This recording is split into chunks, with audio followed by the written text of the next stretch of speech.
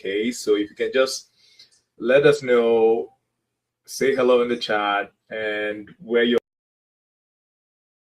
calling in from, that will be helpful. While we'll just get it up here. All right, I can start. I am calling in from Toronto, Canada. Mike, where are you calling in from? I'm calling in from southern England, close to Winchester, the ancient capital of the country, before London came in and stole our thunder. Yeah, and it's bright and sunny here, which is nice. Nice. So, how far is Winchester from London?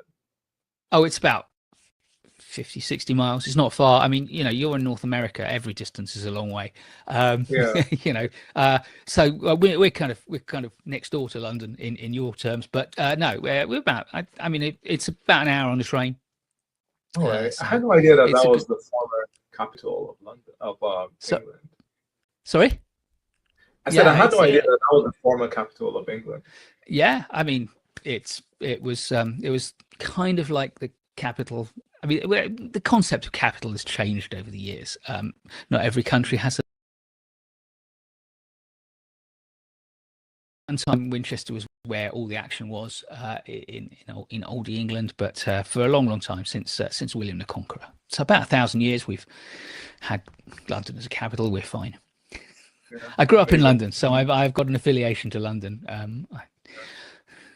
Nice, amazing. Yeah. By the way, let us know. I know people are going to be trickling in, but let us know in the chat, where you're calling in from. All right, and then I'm going to go ahead and get started. So today we're talking about the PM role in 10 years: better, worse, or just different, right? So that's the topic today, and I'm really excited to talk about this. So, project management has gone through several waves. Like there's been Agile 2.0, digital transformation, COVID, remote work, now AI. So, what does this mean? Like, I want us to look forward 10 years, not too far into the future, but just 10 years from now. So 20. It's quite a long way with the rate of change we've got at the moment. Yeah. I mean, it's probably quite easy to do 2-3 years, and it might be quite easy to do 50 years, but 10 years is tricky. You've set a difficult task for us. I know. Yeah. And that's why I actually picked that, because it's not too far off, but it's close enough, to matter, right? So it's going to be an interesting conversation. I would love to get into this, but I'm really excited about today's guest. I mean, many of you might know Mike, but for those of you that don't know who Mike Clayton is, Mike, could you introduce yourself and tell us a bit about this? Sure. So Mike Clayton, I guess I'm best known for online PM courses. onlinepmcourses.com is where I, basically sell online project management courses for project managers, primarily to get people into the profession and for kind of early stage development. I guess my biggest audience is on YouTube, where every Thursday, including today, I release a video about project management at the Online PM Courses channel. So there must be well over 600 videos on there now, covering pretty much every aspect of project management. So it's a great free learning resource for their profession, and that's kind of what I want it to be. About 100, I think we're coming up on 150,000 subscribers, so really happy with that. So really, I'm a scientist of old, a project manager for a large chunk of my career, and then for the last 20 odd years I really focused on training, educating, communicating, largely around project management. I've really focused in on project management because that's my background since, I guess, 2015, when I decided to really start online PM courses and make them the center of everything I do. Nice, amazing. Yeah, so Mike's YouTube channel is a great resource. I've been a huge fan of Mike, so I'm so excited to have him on the show. The other thing that Mike did not mention is that he's an author. I just found out before the show that he's authored about 15 books, guys. So I was getting some tips on how to do one book. So Mike is also a prolific author. Right. Plenty about project management, but the latest is behind me there. It's about negotiation skills, but all the books I write are useful for project managers, whether it's negotiation skills, influencing, managing your own time and managing your stress, and another couple coming next year. So yeah, I enjoy writing. As I say, communicator and educator, that's what I think of myself as now. Amazing. All right, so now let's get into the show. So, we're talking about the PM role in 10 years, and I'm just going to break down some of the, I guess, subtopics, right? What I'm hoping that we can cover. So just briefly, I want to talk about tools, PM tools in about 10 years, methodologies in about 10 years, the PM certifications, even the PMP in 10 years, what projects will look like in 10 years in terms of project complexity, the PM craft in 10 years, and the nature of the PM job in 10 years, right? So these are the things I'm hoping that we can cover. So let's jump right in. So PM tools in 10 years. Mike, what are your thoughts here? I think 10 years I think we can be reasonably confident that every PM tool that is thriving and on sale in 10 years, maybe not every tool that's being used, but every tool that's on sale in 10 years will have AI deeply embedded in it. Some may still be legacy tools which have AI bolted on, as many tools do. So, like using APIs to whatever the future of Claude or ChatGPT or Gemini are. But I think every tool we use, every tool you pull off the shelf, every software as service type tool, cloud-based tool, will be centered around AI doing a lot of the work for us. I think we'll see more of those tools kind of driving backwards down the value chain from where a lot of project management tools are really focused, which is helping us deliver stuff, helping us monitor what's going on, manage day-to-day risks, report on things, all the way down to the portfolio selection. I mean, there's a lot going on now in the work in the project world. People talking about the importance of portfolio prioritization and selection, and I think that's absolutely as it should be. Part of my background really is in program management, and back in the 90s at Deloitte, we were banging on about sensible portfolio selection. Then since then, we've had some fantastic thinkers, really contributing good stuff. People like Steve Jenner writing about portfolio management. We've got great thinkers at the moment, people like Stuart Easton, and a business around portfolio management. But I think where we now see agile tools providing backlog grooming capabilities, the ability to look at different modules, different work packages in old language, different user requirements, and being able to sort out which ones deserve their place and which ones have dropped away. I think we're going to see portfolio grooming tools, the ability, rather than we're starting to see organizations move from an annual strategy planning process, and on the back of it, the ones that are really smart saying, well, what does that mean for our portfolio projects, programs, initiatives? I think we'll start to see live portfolio grooming, and that will be possible because the AI will be able to monitor what's going on and tell us in no uncertain terms whether or not the current portfolio is going to be deliverable, is going to be optimized, and helping us to re-optimize possibly on a monthly basis. I don't know what the timescale will be, whether we'll literally have 2-week portfolio sprints. I doubt it somehow, but I think real-time portfolio grooming is going to be, and I think the other big kind of aspect of tools, and I don't know what tools we will have to serve it, but if you remember, if anyone who's listening to this remembers back to the early 2000s, the 2000 aughts, whatever you call them, we saw a big rush, certainly here in the UK, and I'm assuming in a lot of other places too, a big rush to productize the enterprise. The idea of projectize the enterprise. The idea that it became very fashionable to do everything, to look at everything we do and use project management tools to help us do it. And I think what we're going to start seeing is, again, agile has become so pervasive now outside of its original wheelhouse of software engineering, that we might start to see productization of the enterprise, the idea of everything that we do in the organization being converted into a product that we can then develop on a cycle and keep going, including processes, especially if AI continues to develop at the rate it's been going at.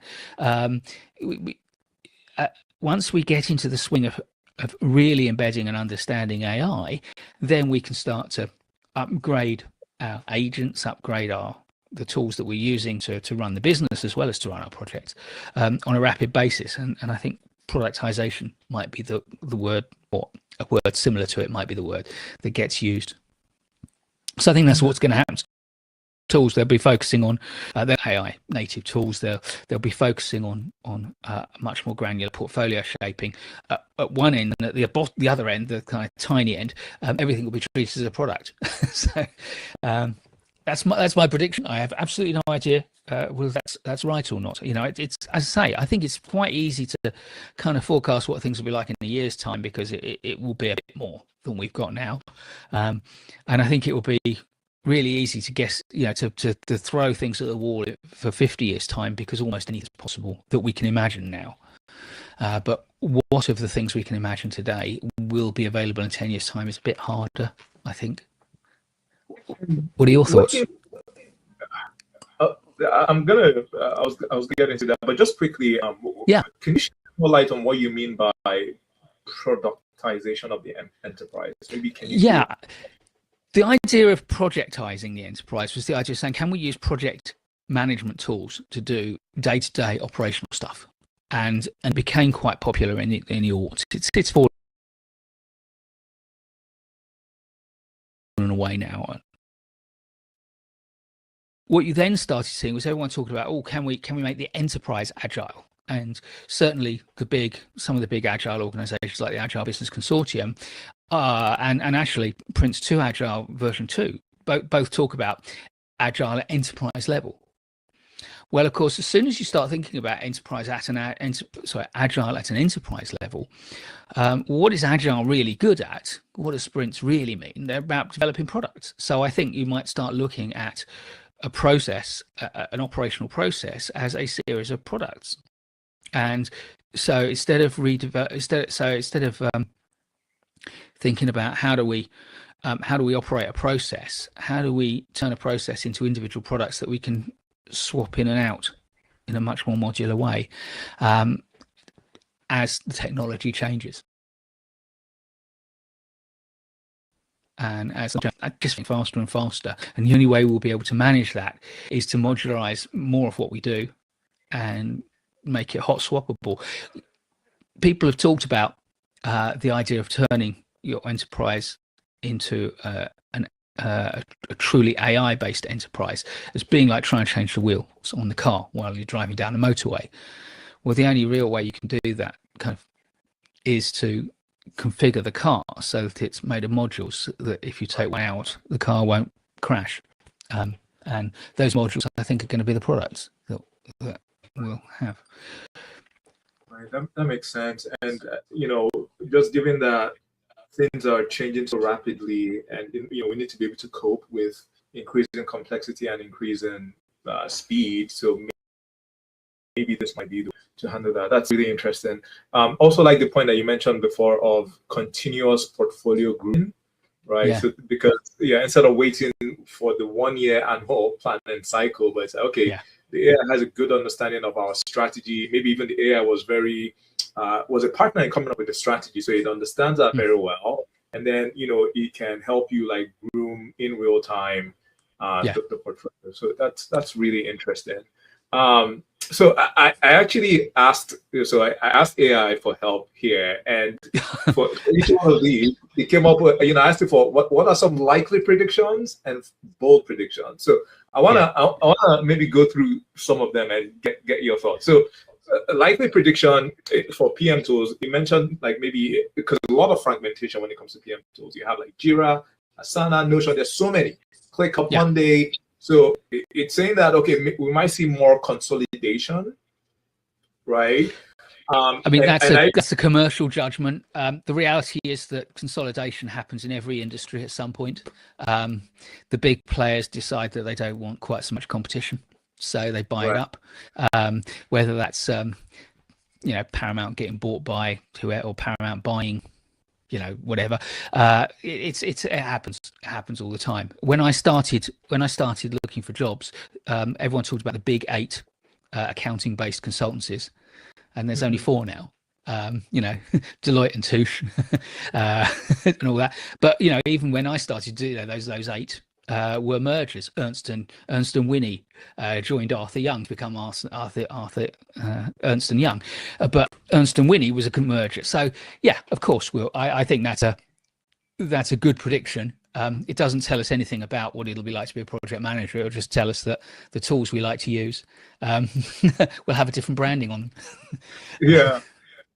So that's the likely prediction, is that we're going to have consolidation, and I think AI will drive that. So the winners in the AI space will maybe remain, and then of course, and the niche players will be bought by the big things. Your favorite niche product.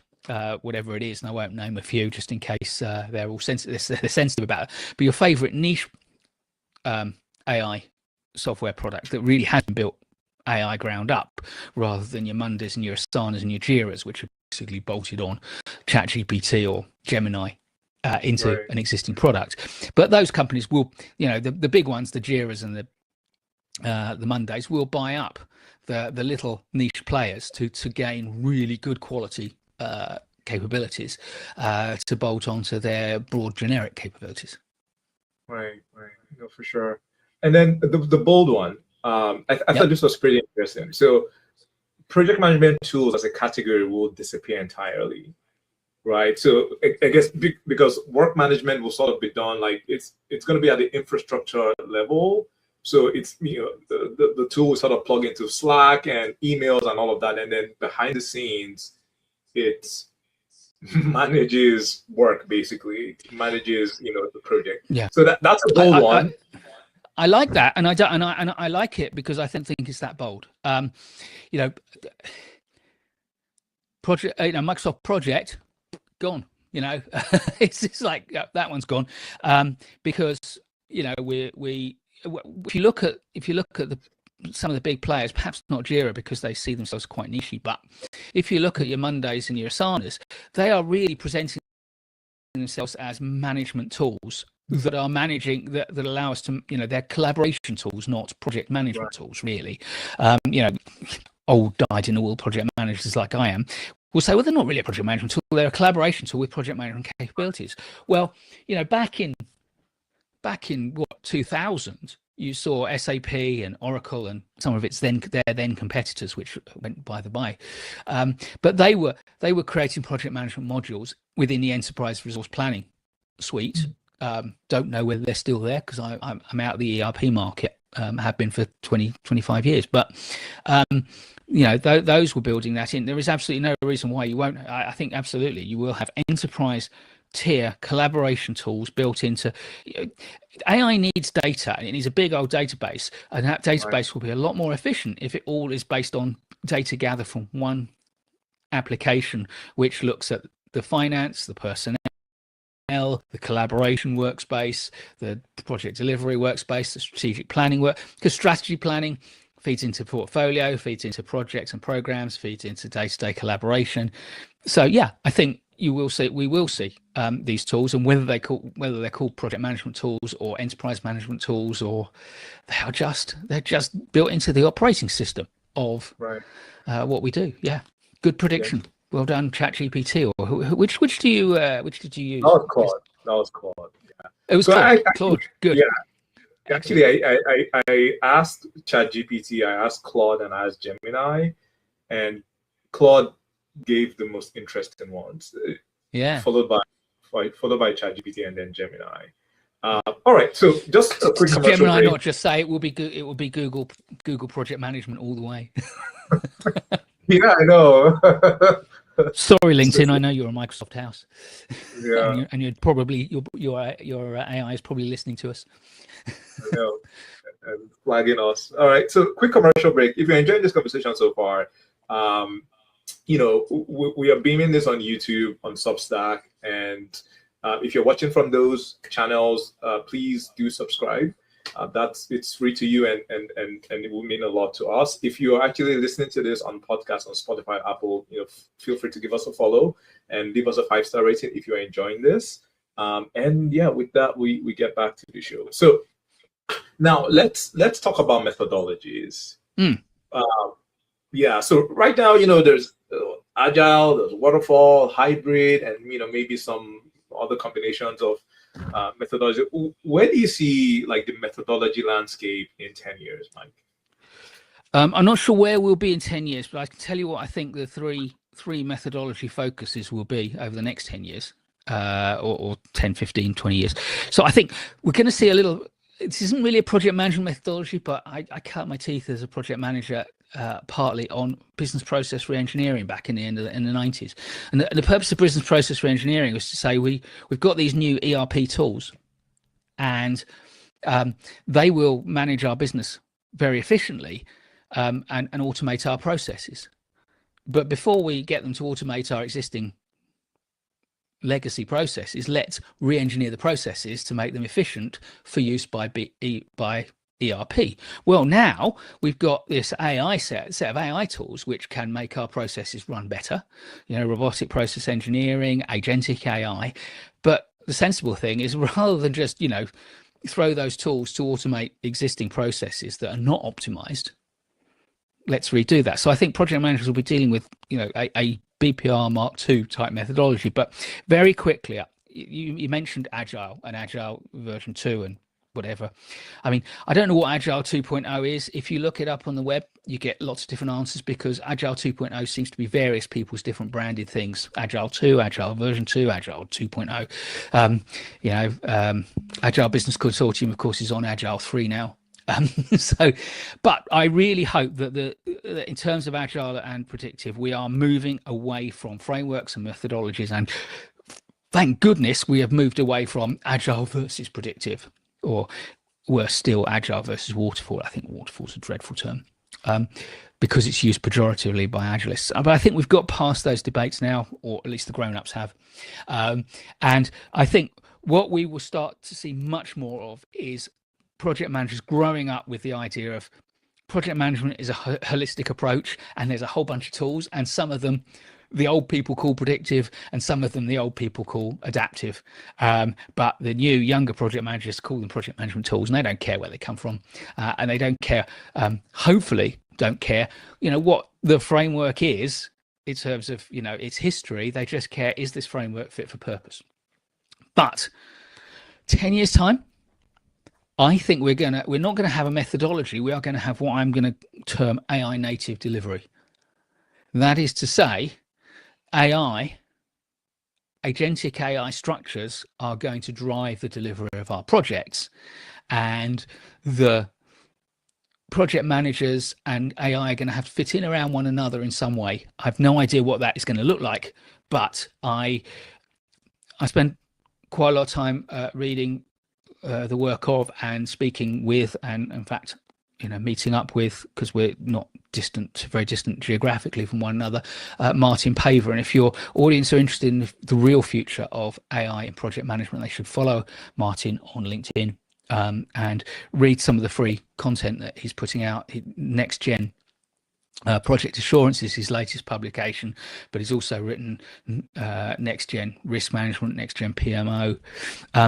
But I think my conversations with him lead me to think that there is a real prospect that we will go beyond taking AI and using it to make the way we do things today more efficient and more effective, but actually basically having a series of AI tools that delve into the requirements, they delve into the database, and they then drive the management of the project, and therefore the management of the project is fundamentally predicated on the way the AI is constructed. I'm not going to use Martin's terminology because I don't want to kind of steal his thunder on this. Some of it is out there and some of it is not yet out there. But follow Martin Paver if you really want to see what the future could look like in the deep distant future. He would say it sooner than we think. I am skeptical as to whether all of it will be available to us in 10 years' time, but I do think that we will see a world where AI is fundamentally driving things. So, for example, in risk management, at the moment, if we use AI, we kind of ask the AI what the risks are, and then we'd ask it to evaluate, scenarios or whatever. And I think AI will be constantly scanning the environment and constantly scanning project data, recognizing patterns and saying that pattern suggests that this could happen, and therefore AI will adjust the plan. It will redeploy people, and at some point, whether it's in 10 years or not, we will have learned to trust it enough that we'll be pretty hands off on that sort of thing. That's the reality. And I'll leave it to your audience to decide whether I think that's a good thing or a bad thing. Yeah, but speaking of which, if you have any questions or if you have any thoughts on what we are saying, please feel free to drop them in the chat, and we will get to questions towards the end.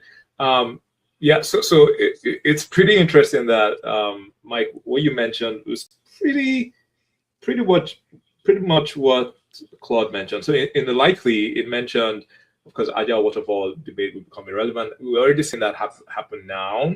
So we're gonna just move to basically we have this arsenal of different things that we can deploy to solve whatever problem that we have in a moment. I do prefer the term toolbox to arsenal. The world's got enough weapons. Let's use tools. Oh, good. For sure.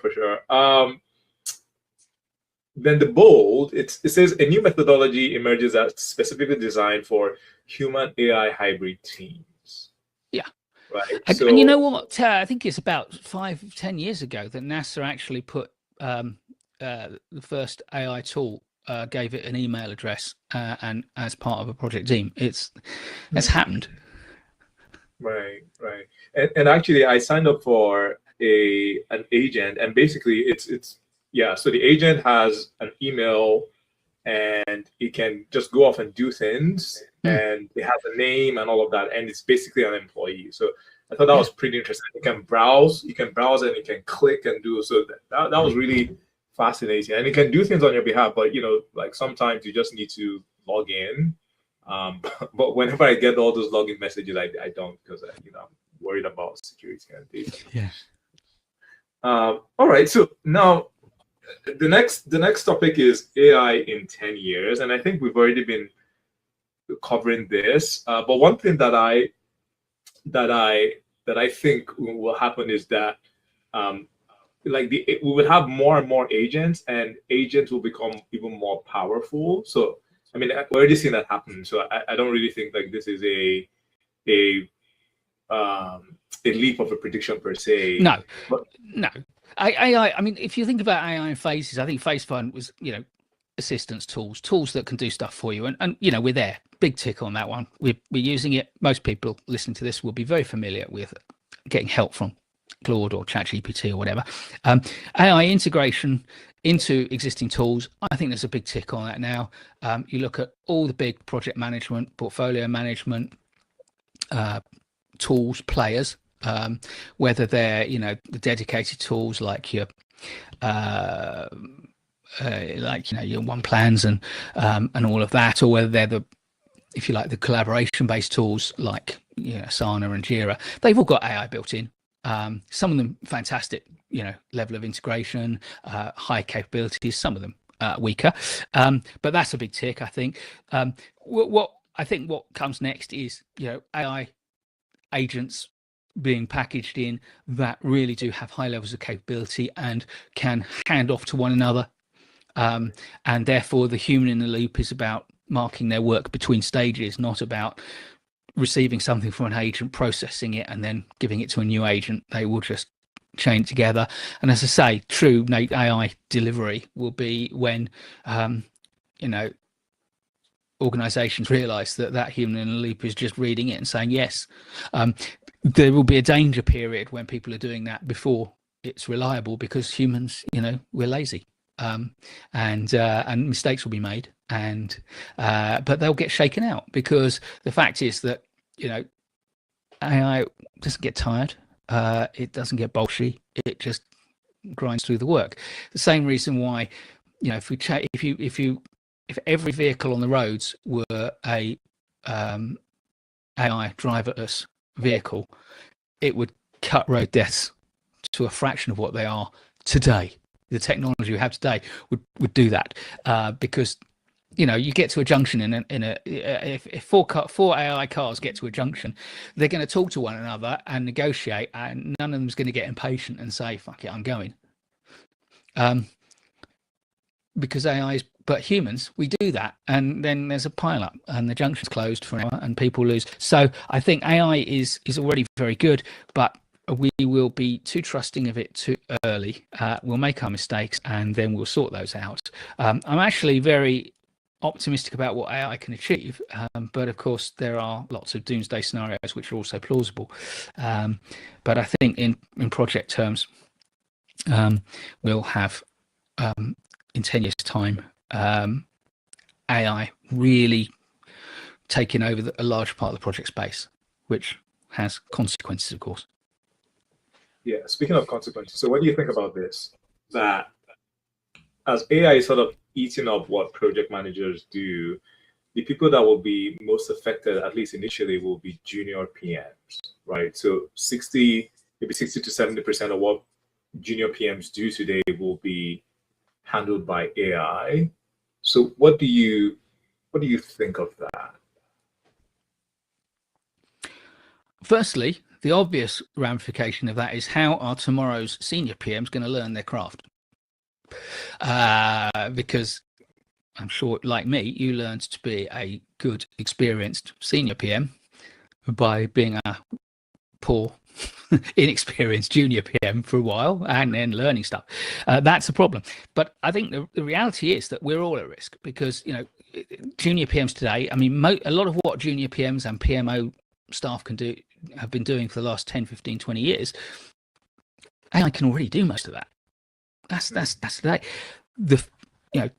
There is on the, if you like, the technical aspects of project management, there's very little that AI can't do. So we like to think, and you hear people saying this or you read people saying this on LinkedIn all the time, but don't worry, AI will never take over from humans. The human touch. Project management is 80% communication. I've said it. I'm sure you've said it. I'm sure everyone who's listening has heard someone say it if they haven't said it themselves. And it's true. So we're happy because we're humans and we communicate. We're good at communicating, and AI is crap at it. That's rubbish. That is absolute, bull. Because firstly, we've got a generation of kids growing up on social media who aren't talking to each other. Their communication skills will be dipping. That will be exacerbated when, schools realize that you can create one-to-one teaching ratios by delegating chunks of the teaching to AI. So while we are teaching our children without teachers, which actually could be very good for their intelligence learning, the AI will be learning to communicate better. And of course, there are organizations in the UK, there's Human Dynamics, which are using AI to monitor project management communications and feedback on morale and concerns about risk, so into the center, which is great. But of course, in gathering all the data about the way people speak on projects, AI is learning to communicate in a project management like way. So I believe that fundamentally that in 10 years time, AI will be a very capable communicator. It will know how to influence, it will know how to manipulate if it chooses to, and doomsday scenario, it may well, but it will be. So actually, I think that, if you wanted to write an email to a stakeholder about a sensitive issue, I bet you would ask Claude to draft it for you, and then you would top and tail it. But I think if you're honest, you'd say, actually, it doesn't need a lot of work. I just need to make it sound like Mukhtar rather than like Claude. Well, you know, we know that you can create agents that already sound like Mukhtar because you can feed it, you know, transcripts of your own speaking or it's transcripts of your writing. So fundamentally, I think I think there is one thing in the project ecosystem that is not going to be run by AI in 10 years time, or won't be possible to be running by AI in 10 years time. And by the way, I'm not saying that AI will do all this, because we will maintain control. I think in 10 years time we'll still be demanding our roles as project managers, but we're probably not needed for a lot of it. But the one thing that will be last to fall is that humans will be making the decision on how to spend the money of the corporation that they're in charge of. So fundamentally, the one thing AI will not be doing in 10 years' time is politics, with a small p. It probably won't be doing it with a big P either, which is a shame, because frankly, humans are making a mess of it in many countries.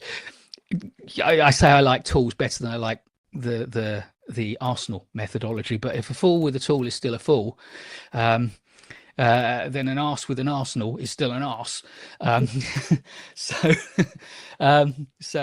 You know, I think it would be, perhaps we might be heretical, but we might be in safer hands with AI running the world than with some of the politicians we've got now. Although you're very fortunate in Canada, so. Well, I don't know about that, but you know, because anyway, let's not get into politics right now. Sorry, actually, we shouldn't really do politics, but I can't help myself. Yeah, no, it's part of our everyday life, so I can understand. But I think the question still remains now. So if AI is able to do a lot of what we do, you know, even handling communication that's supposed to be like the last bastion of you know, what we do, then what does that mean for the PM job? I don't know. I would say that all the PM project managers will be left doing is podcasts, but Notebook LM can do that for us as well. Interesting.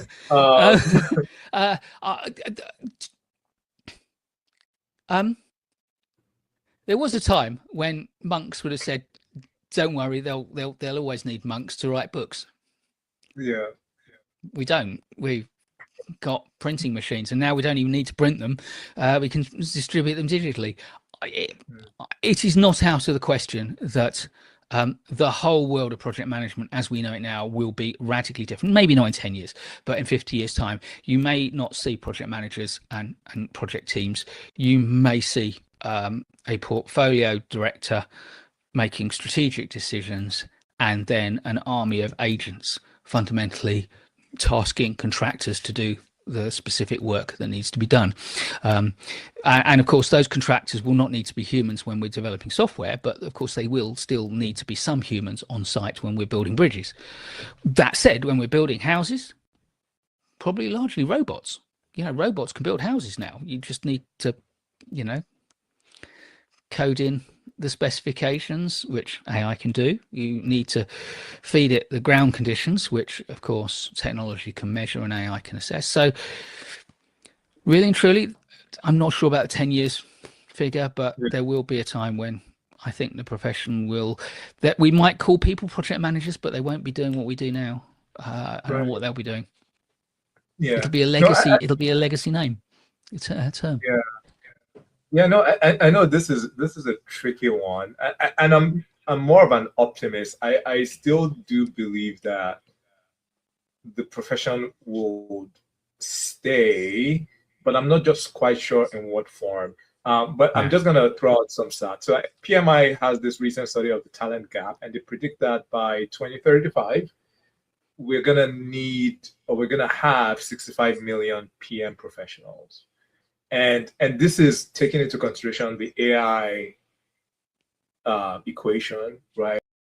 So you know, so some people might argue, of course, you know, like PMI is gonna be optimistic about it, but you know, I still, I don't know. A part of me just still feels that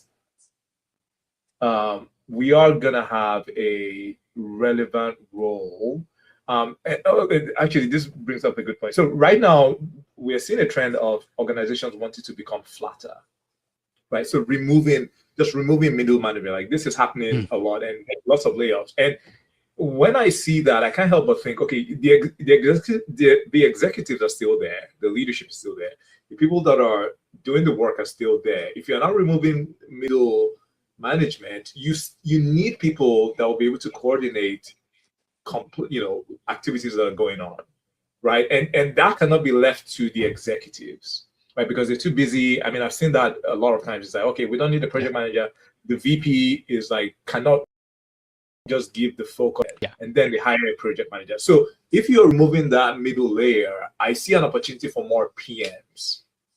Whether but then they'll just be doing a middle management role. So that's right. Not a change.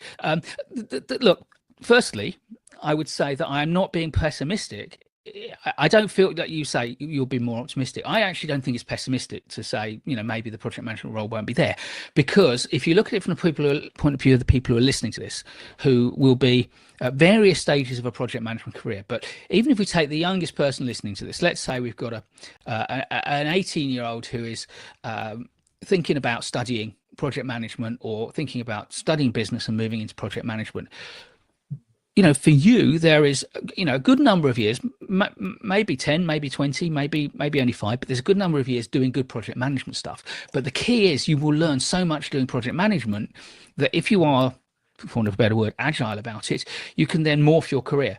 I don't see that people who have project management skills will ever be in want of a good career path. It just may not be doing what we think of now as project management. Right.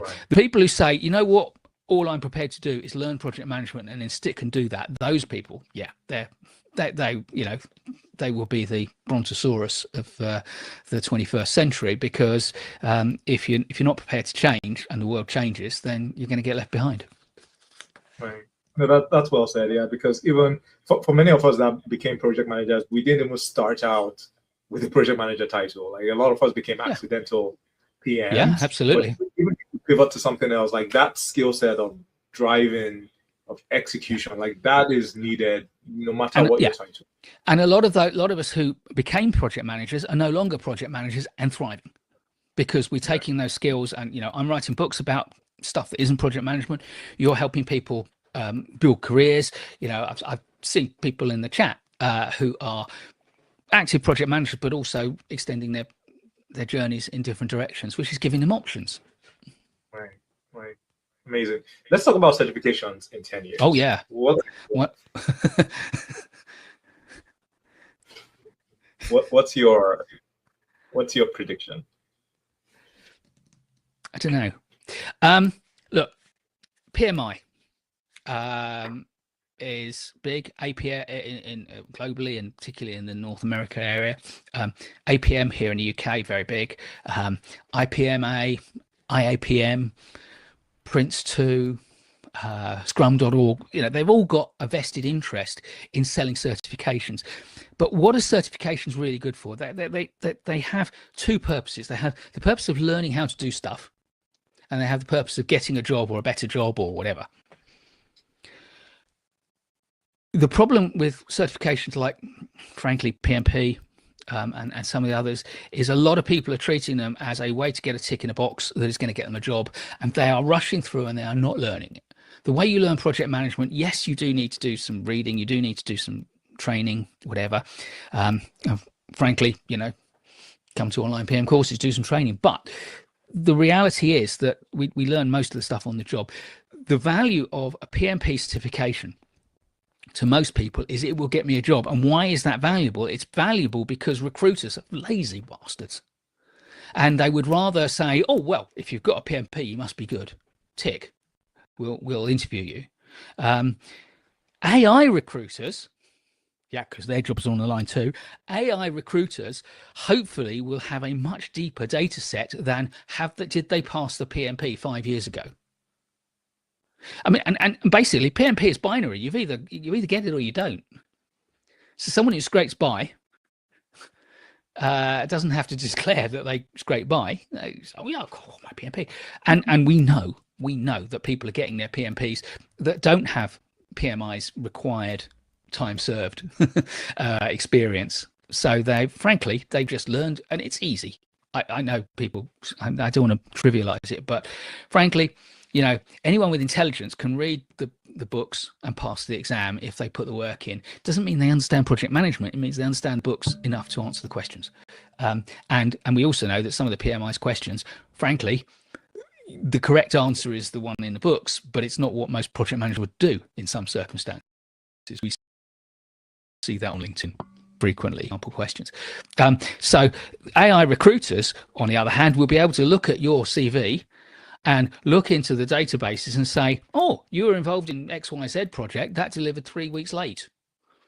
However, your competitor was involved with ZJA project and that was 2 years late.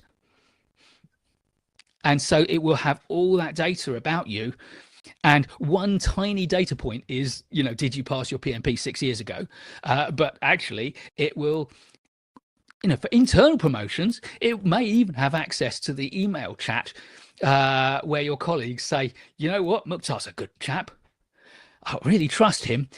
He treats the team very well. And it will also have access to Mike. Oh, God, nobody really likes him because if you look at the chat about Mike, it suggests that he bullies his staff. He expects stuff that can't possibly be done and then criticizes people for it. So obviously, Mukhtar's the better candidate for the job. Hang on a moment. Mike's got a PMP certificate. Yeah, but that's not nearly as important as the fact that Mukhtar's staff like to work well.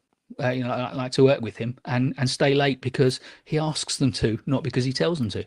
So, I think, I don't know how PMP, APM, whatever will accommodate that changing world.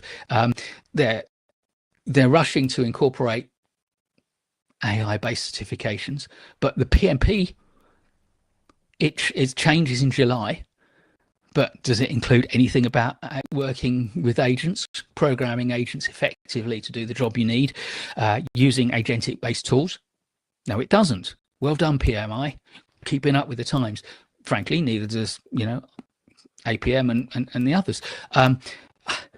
I think they're going to really struggle, but they will struggle because they are multi-million-dollar corporations that have to continue, and they have to sell memberships, and they have to sell certification examinations. So they will fight. They will find a way. But I think, like for many years, PMI and APM will be trailing the profession, not leading it. Sorry, APM. Sorry, PMI. Yeah, and I've got friends at both.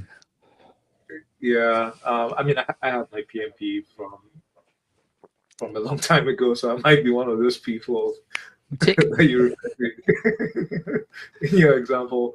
But also, so and I don't, by the way. so a couple of things on my shoulder. Yeah.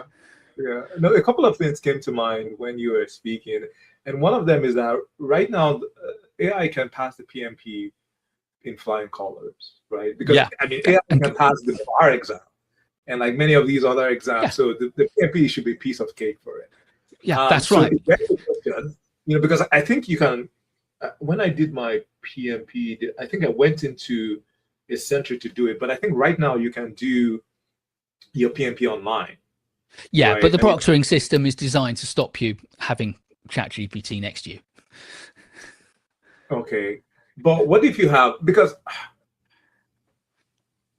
Okay, so I started playing chess, right? And I'm fascinated with chess. And from what I like, so chess.com is like the dominant platform. But there's still a lot of incidents of cheating with chess. Yeah. Right? So technology, so this is also the thing, like when it comes to crime, like a lot of times crime is ahead of in technology, like a lot of technology from the crime space, right? So I won't be surprised if you can have some sort of tool on that can help you browsing, clicking, and all of that, with passing the PMP. Let me tell you a story related to that. So for a good couple of years, I was getting so I run a Facebook forum on project management, and I was getting people trying to join and post stuff about passing PMP first time and all those usual things, and not just PMP, but PMP is relevant because I had a contact at the PMI, and I would send him these posts and the links to the people who are posting it.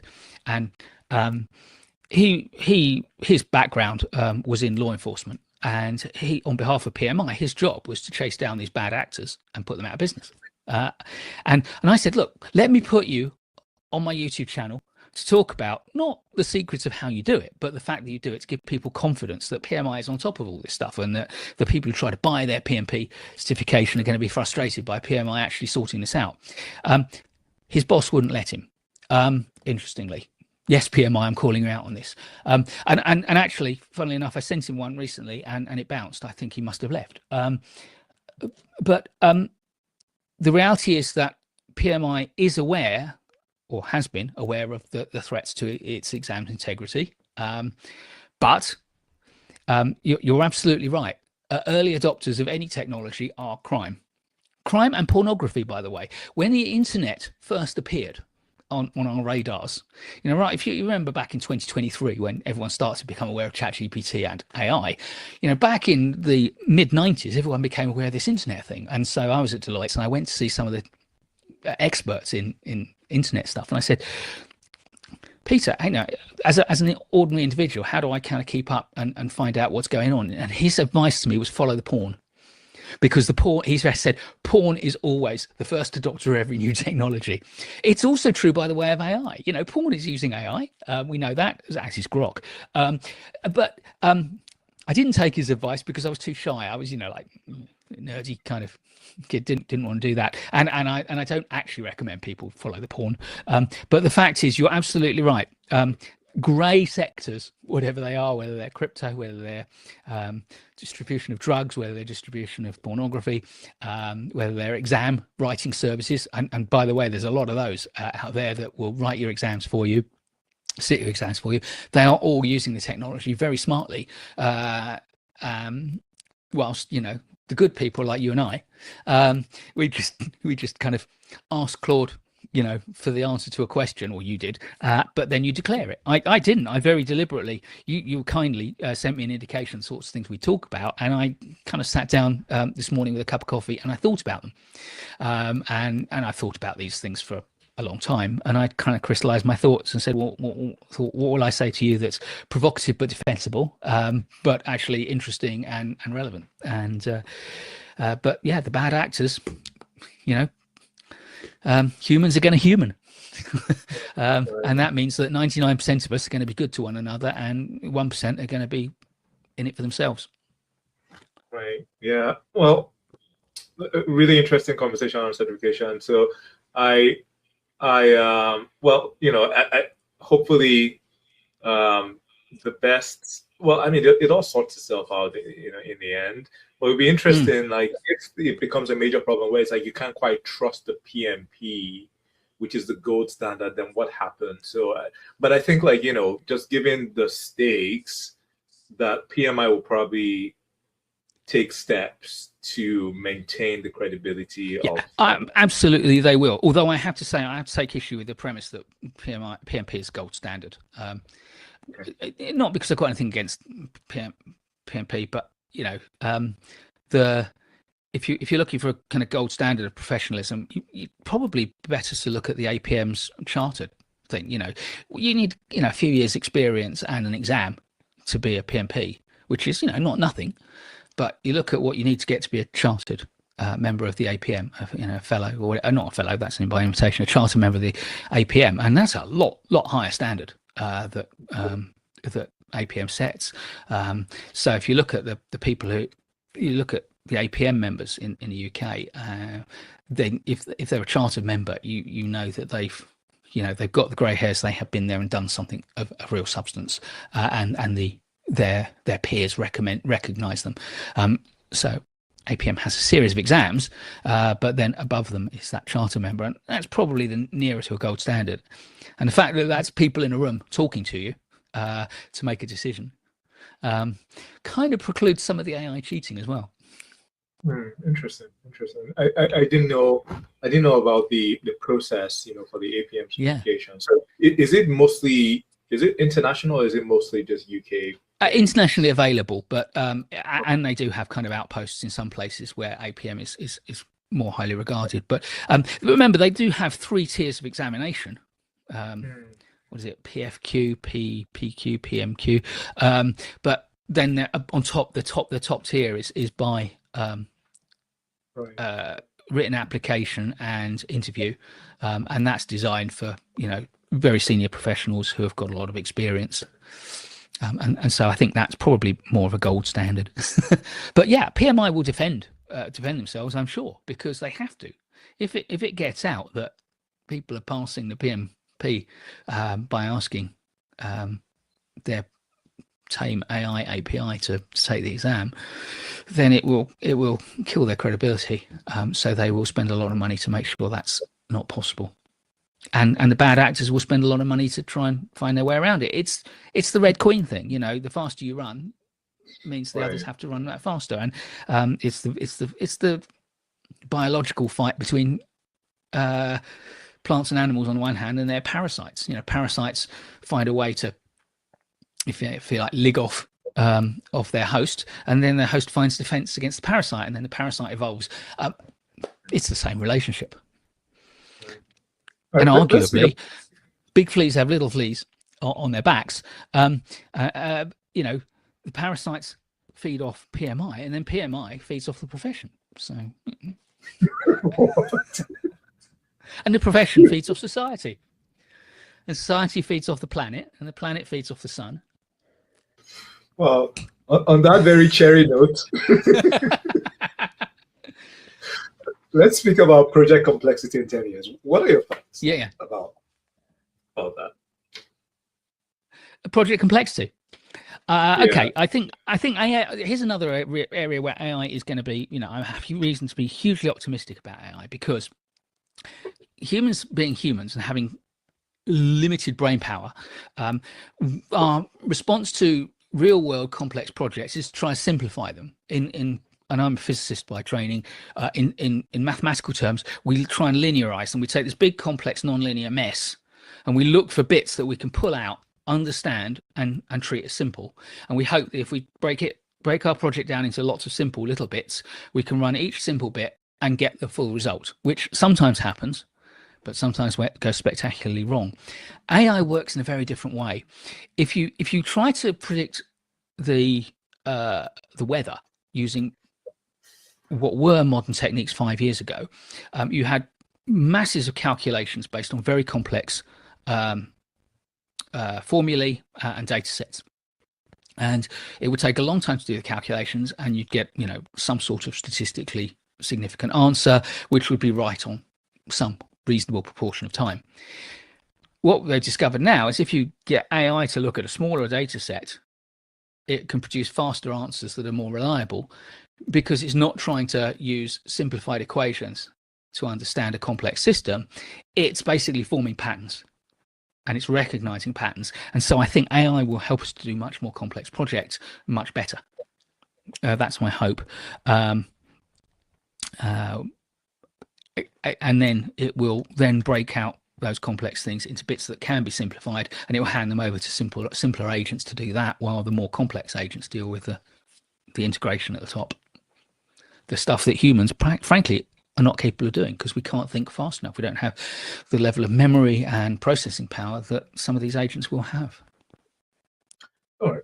So I hear you. We would have the capability to manage more complex projects, but do you think projects will become more complex? Because like you tend to hear this, there's always going to be complexity will increase. I've been hearing this for a long time. But do you think like complexity would actually continue to increase? And if so, why? Okay, so you've got to imagine that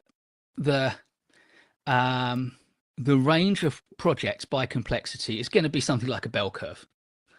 Most of them will be kind of mid complexity. There'll be a few very simple projects, and there'll be a very few high complexity projects. And those are the exciting ones to work on, but the ones that often have long overruns and cost overruns, schedule overruns. I'm not sure the peak will change much. But I think the outliers at the high complexity end will increase, because one of the things about humans is we are ambitious to solve problems and to discover stuff. And so we'll take on projects at the maximal level of complexity and difficulty that we can possibly manage. And if we have better tools, we will take on tougher projects. We will try to go to Mars. We will try to put more complex robots on Mars. We will try to send more complex rovers to the outer solar system. We will try to figure out how to fold proteins to cure cancer. We will try and do all these fantastic things that we can't do now because it just takes too long. There was a time when it took a week to sequence one strand of DNA, and now you can do a whole human genome in an hour. So we've solved the complex problem of how to simplify how to create tools that make it simpler for us to do things, just as we solve the complex problem of how do we make a hole in a piece of stone. We used to get a stick and some grit and rub it to make a hole in some stone. Now we've solved the complex problem of doing that quickly and efficiently and accurately by having power tools. Well, the more tools we create, we can build on that. So we build complexity on complexity. So what would have been a complex problem 2,000 years ago, which like 2,000 years ago, it would have been a complex problem to produce everything I can see in your background. I don't even know whether it's real, but let's assume it is. But everything in my background. Now it's a trivial problem. You go down to the hardware store, you buy some boards and some brackets, and then you go to the bookshop and you buy some books, and it's all there. All the complexity of making a book, of compressing sawdust into a cheap piece of board, of pressing metal into a bracket, all that's done. So the way that yes, there will be more complex projects that are more complex, but they will still be the outliers, and the majority of projects will probably be very similar. That's my prediction. Yeah, no, I think that makes sense. I like the point you mentioned, whereby it's like, just humans by nature, we are. Can you hear me okay? Yeah. Humans by nature, we are ambitious, right? And also the fact that our technology has evolved to help us, solve more complex challenges. So, putting those two together, it's logical that we will continue to pursue more and more complex projects. So that makes sense. What do you think about this prediction that there will be a sort of a sub specialization within the PM space, maybe called mega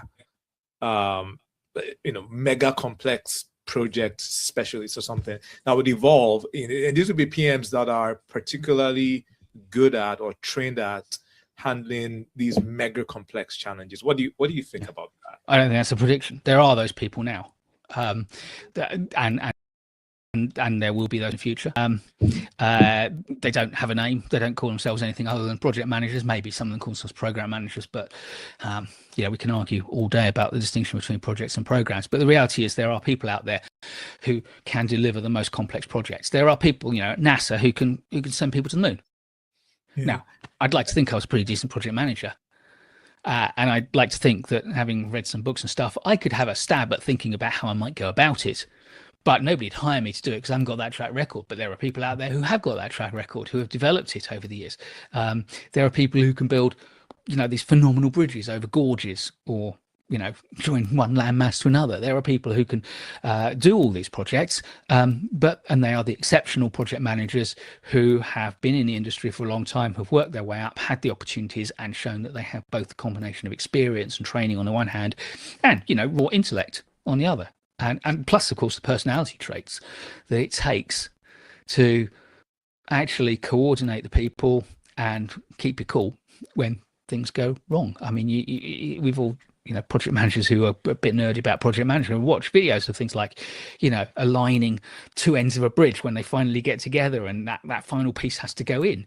That I'm not sure I could take that stress, but there are people who do it, and it works, and it's the work of a massive team. It's it's a city worth of people, and a city worth of people's intellects doing it. But at the end of the day, there is one human being who is in the coordinating role, and they are those people you just called, I don't know, mega project managers, and they exist today, and we will always need them. The really difficult question is, will they be replaced by AIs? Yeah, don't know. And Mike, do you think that is across, is industry agnostic? Like, that caliber of PM who can manage like the top 0.1% of projects that are very complex. Like, does that transfer from, I don't know, maybe healthcare to sustainability to construction, or is it within? It's a really good question, because I have always said that, project management is the skill, and then part of that skill is to learn enough about the sector in which you're managing projects to operate effectively within that context.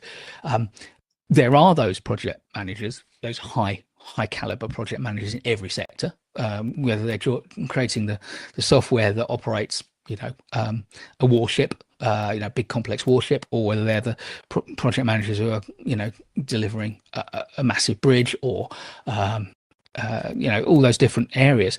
I think when you get to a certain level, your experience is so contextualized that you will find it much easier to get work in that. But I think those people probably could move across, but whether they would want to, whether the industry would trust them to, I don't know. And frankly, the honest truth is I've not operated at that level. I have close friends who have operated at that level, so I can only speculate. But I suspect that once you get to a certain level, there's enough.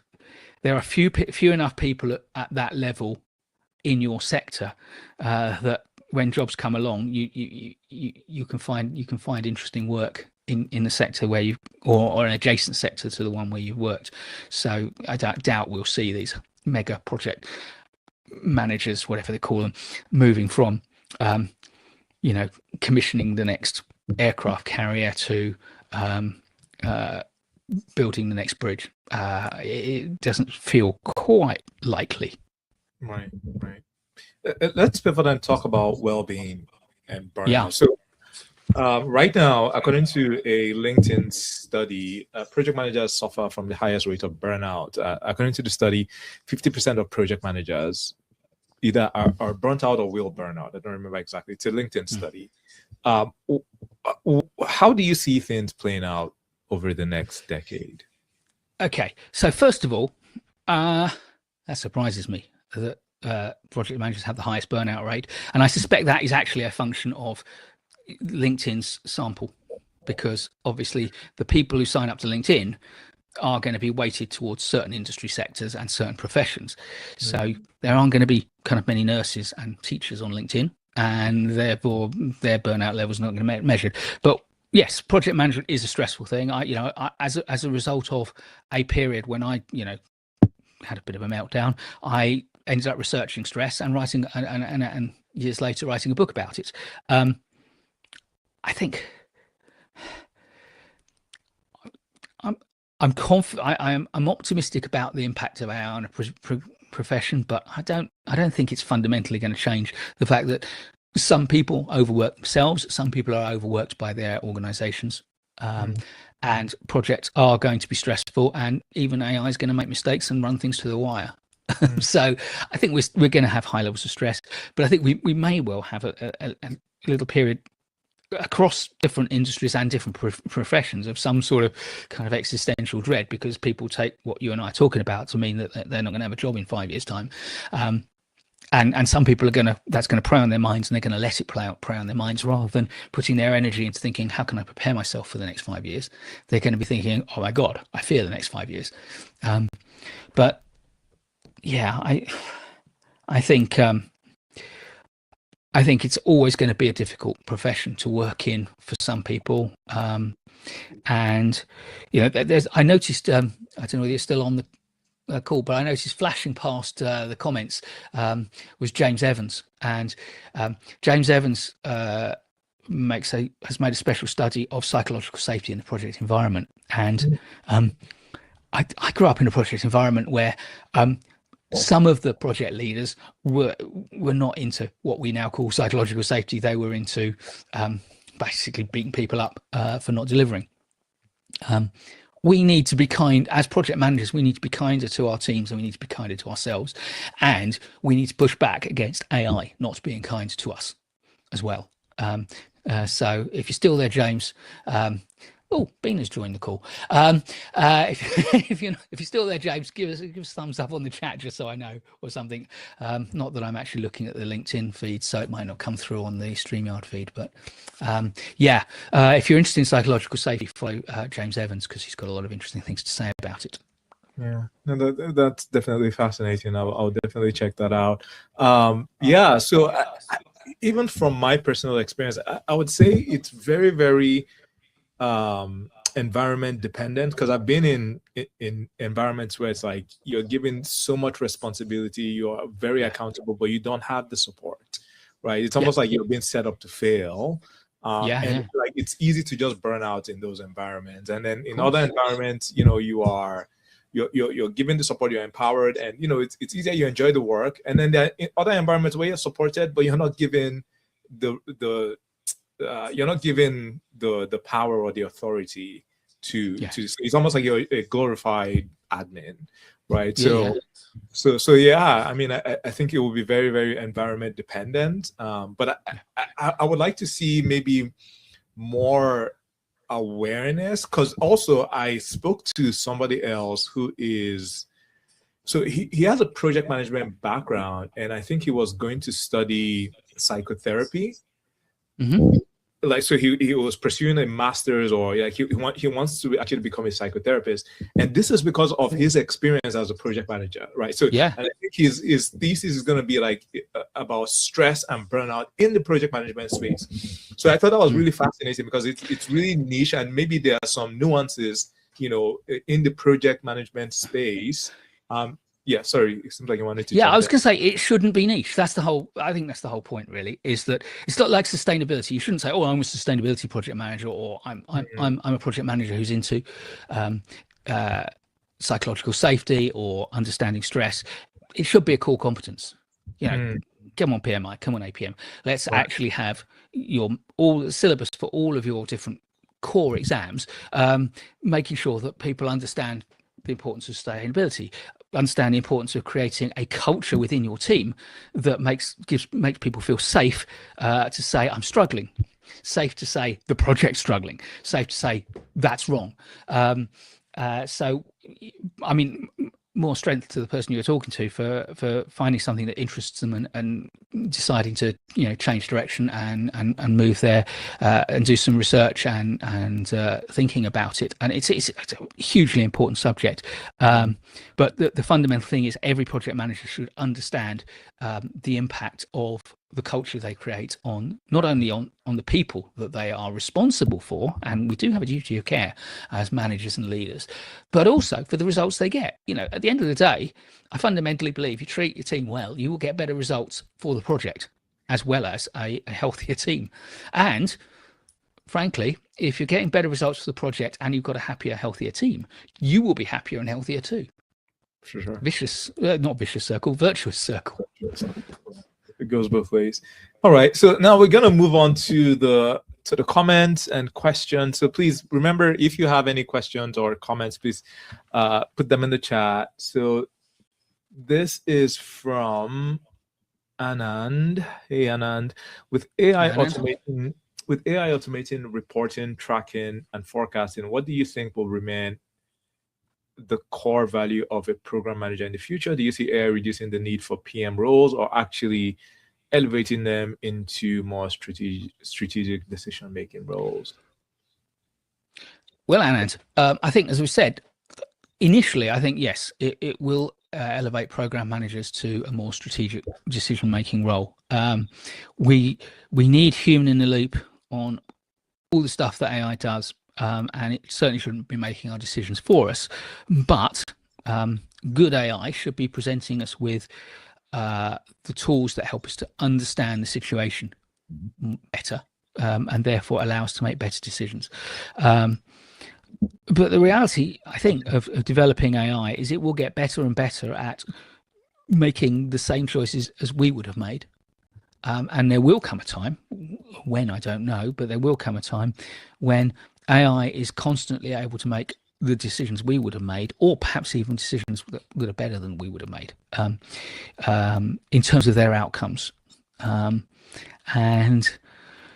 then What is the role? What is the residual role for project or program manager? I don't actually know. As I say, I think there will come a time when we see AI, native AI project delivery. AI will be tasking other agents and human and artificial agents to do tasks that are part of the project, and we'll be then reporting back to both humans but also AI-based assurance tools. But I see that as a positive, because then we'll get more projects done faster and better, and that should lead to a better condition for us as human beings, I hope. All right. So thanks for the question, Anna. And Jude is just saying hello. I think Jude, yeah. Hi. Nice to see you alive. Oh, I think you mean live. I have been alive ever since I was born, and I remain alive, and I hope to see you for a long time. So thank you very much. Nice. You use my videos for students. Excellent. So they're actually my students, not yours. Yeah, nice to see you alive. Drop me a line. Let me know what videos you're using. I'm always interested to know how my videos are being used in teaching. This is from Ashish. Which tools from AI and others are going to be critical in the coming days, I guess, in the future? Something you can speak to? Like... I'm not actually going to answer that, and I'll tell you why. Ashish, firstly, because I'm not a tools guy in the sense of software tools. I've never, been that interested in the different tools, even back in the days when it wasn't much choice and it was Primavera or GAMP Pro or whatever. It's just impossible to keep up with it. The tip I always give is forget what tools are on the market, define what it is you need to do, and then search for tools that can do that. Define your needs in two tiers: the things you have to have and the things that you'd really quite like to have but you could live without. Find a short list of tools that can do everything you have to have, and then look for a slightly shorter list of the ones that can do some of the things you'd really like them to be able to do as well. And then my tip is to try out 2 or 3 of them with your team and pick the one they like best. Forget price, forget additional capabilities that weren't in your specification list, which might be a whole long list of things. Choose the ones your team like best, because the toughest thing about creating a new tool is getting people to adopt it. And if you can choose a tool that people want to adopt because it's the one they like, then that jumps you ahead of the queue. And so what if it doesn't have some of the capabilities another tool might have? You didn't put them on your list of things you need, so it doesn't matter that it can't do it. What really matters is whether people use it for the things that matter to you, and therefore pick the tool that your team likes best. And also, frankly, pretty much every tool these days has AI in it. So what's going to be critical in the coming days depends on what you need to do. Right. And just another point there. So with vibe coding now, it's many people are just creating tools like SaaS applications, and I know that many of us PMs, we usually have, like, a lot of these tools are great, but a lot of times, like, you wish that they can do this one thing, so might as well just try your hands out on vibe coding. It's a good way to gain experience, right? Because in this day and age, if you can, the person who really has command of AI is the person who's winning. So try it out, solve a pain point, and whether you actually you're successful in eliminating that problem or not, you're going to learn, and you can even just share your learning along the way. That's excellent advice. One thing I would say, though, vibe coded tools, great for you to use, but Enron taught us that spreadsheets tend to be riddled with mistakes, and organizations that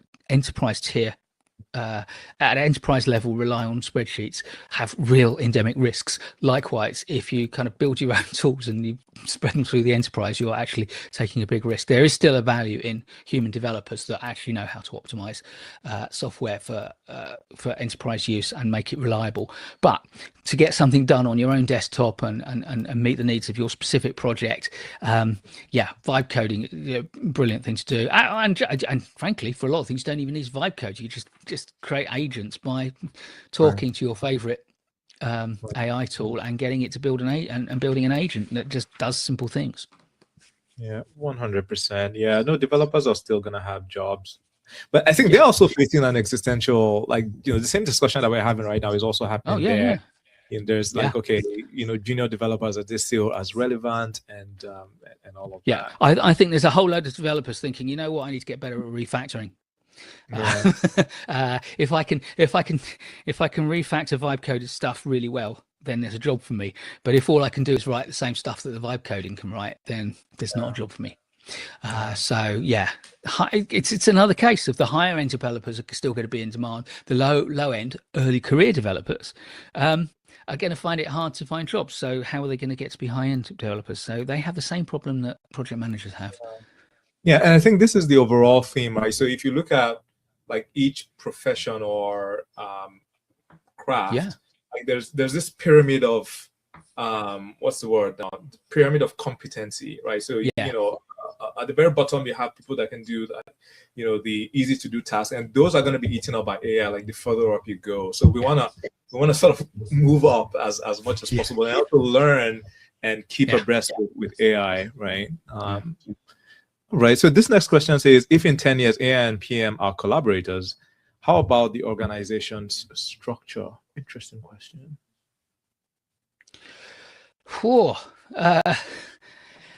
AI, cloud organization structure. Well, I'm not sure I buy into your analysis, Mukhtar, that we're just going to get rid of the middle, because they will become the middle. So we'll still have a middle. I suspect what we'll actually see, although they won't be on the org chart, is that fundamentally agents will occupy some of the places on what is currently an org chart, or they will, or if you take, Chris Jones at some position in the org chart, part of their job description will go to an AI, and part of it will go to to a human who is picking up a little bit of Lee Smith's responsibility, while the rest of Lee Smith's responsibility will be picked up by an agent. So you'll see more agents and fewer people at every level, probably, from the call center up to the C-suite. It may be that some of the C-suite roles will be filled by agents. That'd be interesting. Yeah, it's I don't know. There was somebody, because I think a lot of people think that other people's roles will be automated, but not them. There's somebody, like, I don't remember the clip or something where it was like, oh yeah, I think, all roles will be eaten by AI except, and the person mentioned the profession, it was a venture capitalist or something, and the person got a lot of backlash for that. Like why everyone says I'll be the last one out. I'll be the one that switches out the lights. Someone will. I actually had a boss who claimed to be the last person in his previous organization at one point. But if your game plan is on hanging on with your fingernails till the organization shuts down and throws you out, then that's not really a survival. Well, it might be a survival strategy, but it's not a strategy for thriving. Your business, your personal career strategy should be to think, where do I want to be in the next 5 years, and what do I need to do now to make sure that I've got the best chance of being there. And then, if you think about that as a series of user stories for what you need to be able to do, you also need to get into backlog grooming and say, right, well, I a year ago I had made this list of things to do. I've done some of them, but there's still this left. But are they still the right list? Right. And groom your, so that concept of backlog grooming is one of I think the best things that Agile has given us, because it applies to so many things. Right, for sure. This comment from Prashant. Hey, Prashant, I got contacted randomly offering they will be taking. Okay, so I think this was when we were talking about people. Eating on the PMP. So Prashant, the advice I would give you, and I don't have an email address for you because the one I had bounced, so I'm trying to figure out what to do. But I can see you're obviously a PMI member because you've got your PMP. Get in touch with the PMI and give them as many details from that person as possible. There is a there is a part of the PMI that takes that very seriously. And as I say, the guy I used to know, who may not still be there, was trained former criminal investigator, and he said we have ways to track these people down and put them out of business. So the more information you've got that you can pass on to PMI, they will take it seriously. And I used to send, at one point I was sending 3 or 4 a week of names, and at some point I said, do you still want me to send them to you? And he said, oh yes. Oh yes, we do follow them up. So they do take it seriously. So if you get contacted, if anyone listening to this gets contacted by anyone offering services, the guarantees of exam passing of any form, then pass it on to the organization whose exams they're offering to help with, and that organization will no doubt take it seriously. All right, and Bina is saying hello Bina, hello Sandra, good of you to join us. And that's it, we've gone through all the questions. So don't worry, Sandra, it's being recorded, I believe. yeah, it's gonna be, you can, it's been recorded, so if you just go back on the event page, it's gonna play all the way from the beginning. All right, so now we want to wrap up with the rapid fire recommendation section. Excellent. All right, are you ready? I am now, yes. All right, you can ask me about a book, I think. Yes, what's one book you love or recommend?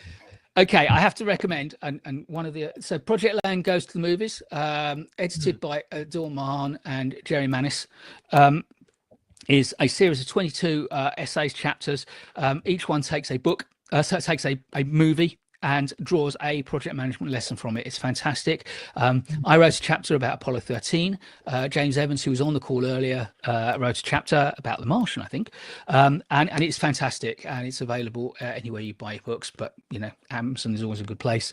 And it's a great way to learn project management insights from experts who have thought very carefully about what lessons you can draw from movies you will probably know. So you'll probably find this, you'll look through it, and the first thing you'll do is try and say, seen that one.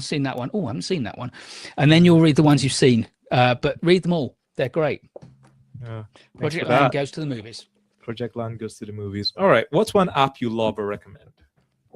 I'm going to go with, I don't have a project management app, sorry, or indeed a project management project. I do have project management. I'm going to go with BBC Sounds, because if you're stuck on a desert island, as long as you've got 5G connectivity, there's just so much really interesting entertainment and information. BBC Sounds app, it's a podcast app, but BBC content, fantastic. I'm British, I love the BBC. Yeah. Oh, fantastic. So I guess the next one was going to be, what's one podcast you love or recommend? Same? Yeah, well, I'm a YouTube man, so I'm going to go with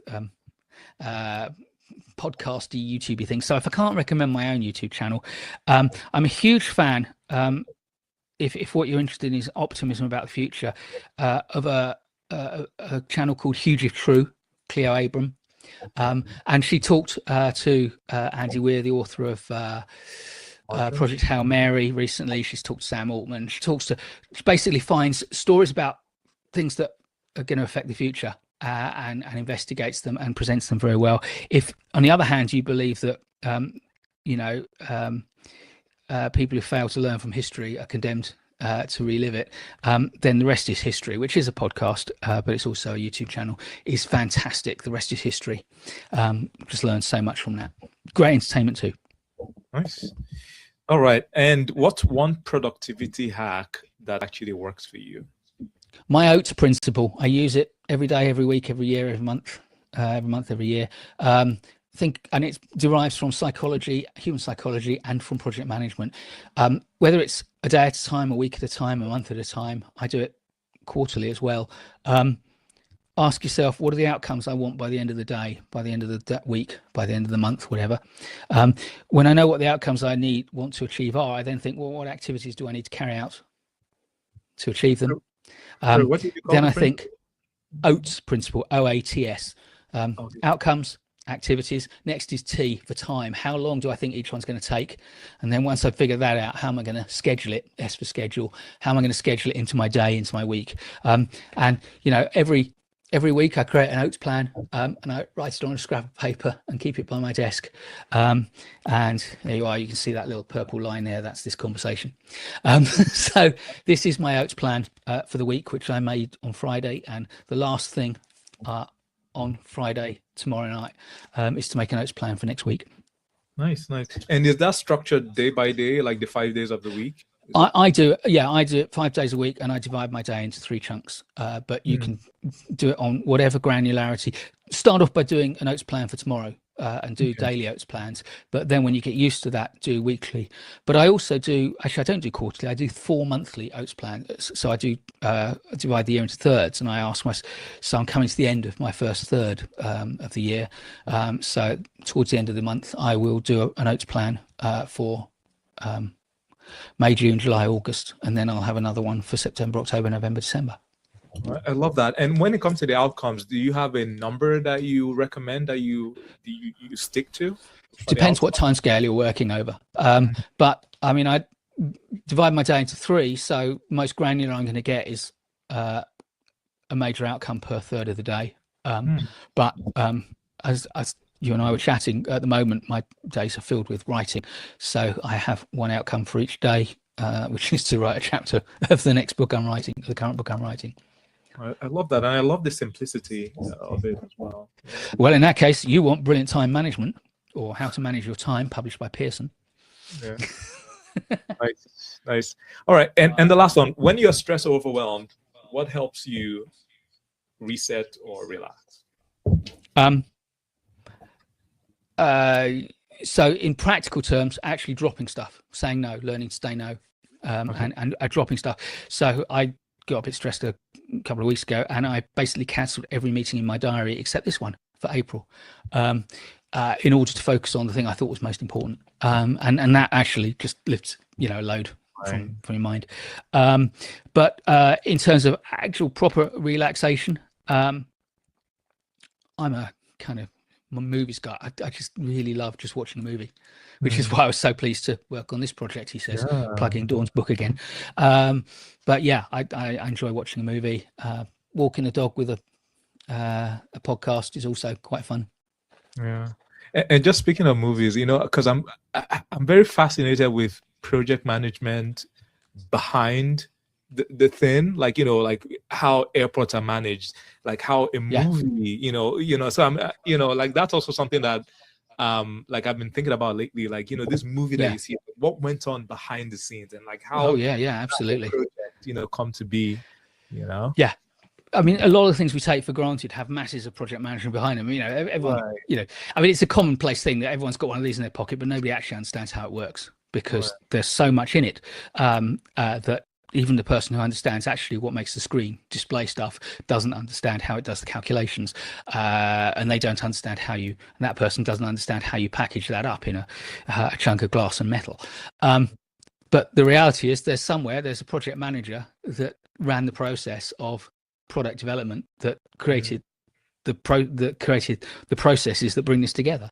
Project management is the figure you gave, I think earlier on, if PMI says that we'll need so many million project managers, it's not surprising, because everything we use and everything we do day to day has a project management somewhere behind it. They might not be called a project manager, they might be called an executive producer of a movie or whatever. But I also love behind the scenes stuff on movies. How do they build the sets? How do they edit the stuff? It's fantastic. Amazing. And just before we wrap up, Prashant was saying, can we know what's on your pad? The pad that you showed with all the So basically, so the bit at the top is the time up until about 9 o'clock. Just a few little tasks get done, admin stuff. It used to be a few years ago, I would get up at 5 every morning and I'd be doing a big chunk of work before breakfast, but now I don't, because I'm getting old. Then there's the morning, and then there's the afternoon, and at the moment you can see that Monday, Tuesday, Wednesday, Thursday, writing, all my writing's done. Look at that. And then tomorrow, I'm out for the day. I'm having a day off. Nice. It's nice to see a lot of things crossed out. Like that's, Yeah. I like it's Oh yeah, there's a satisfying. huge psychological benefit. That's Teresa Amabile's research showed that people feel happier if they tick stuff off during the day. They go home from work feeling more fulfilled, which is why we should, as project managers, create more milestones rather than fewer. Give your team lots of little milestones, and then they can see the progress they've made and go home feeling I've achieved something. Whereas making the same amount of progress but without a milestone to mark it, they go home and say, "Oh, I did stuff all day, and I don't feel like I've done anything." So we have these days when we know we've been productive all day, but we don't feel very satisfied because we don't seem to have achieved anything. That's why I think about writing a book as writing a series of chapters, because then at the end of each day, I've achieved something. Right. Whereas if I didn't mark it up in chapters, then at the end of the day, I've made a bit of progress on the book, and that's a bit tedious. So really what you want to do is, as project managers, is turn your project into many, many, many milestones. It's better for control and management, but also better for motivation. Right. And teams. And even taking this full circle, like, because a lot of us feel stressed, but if you actually see that you are accomplishing things and that you're moving forward, I think like that could help with that. So it's not just the big milestones, but the small milestones like every day. Absolutely. Look up the research of Teresa Amabile, and I think that Teresa doesn't have an H in it, if I remember correctly. But Teresa Amabile did the research, and it wasn't about projects, but it basically shows that people go home from work more satisfied or less satisfied, depending on how much they are aware of having achieved. And it's not about progress; it's about achievement, and which keys back to back in the 50s, David McClellan said we have three needs in the workplace: need for achievement, need for affiliation, need for power. And of course, milestones are a big tick on the achievement bit. Having a coffee with a friend deals with your need for affiliation, and sadly, telling off your subordinates seems to ring the bell for some people, but it shouldn't. We shouldn't let it. We can be better than that. Yeah, for sure. This has been such a fascinating conversation, Mike. I really enjoyed it, and I'm sure the audience did as well. If people want to reach out to you and if they want to connect with you, how can they do that? You're on LinkedIn. If you're on LinkedIn, reach out to me on LinkedIn. Good idea to say to me, "Hi, Mike. Saw you on Mukhtar's show," or whatever. That way I kind of know how you get in touch, but LinkedIn is a good way. You can always go to the YouTube channel at online PM courses, all one word. You can find me at onlinepmcourses.com as well. I'm easy to track down, Mike at onlinepmcourses.com. Nice. All right, thank you all for tuning in, and we will speak to you same time next week. All right then, take care, y'all. Not me. You're not speaking to me next week. No. Yeah, no, me, and we would love to have you back. You and your audience. Me and somebody else. Good. Bye, y'all. Excellent. Goodbye, everyone. Take care.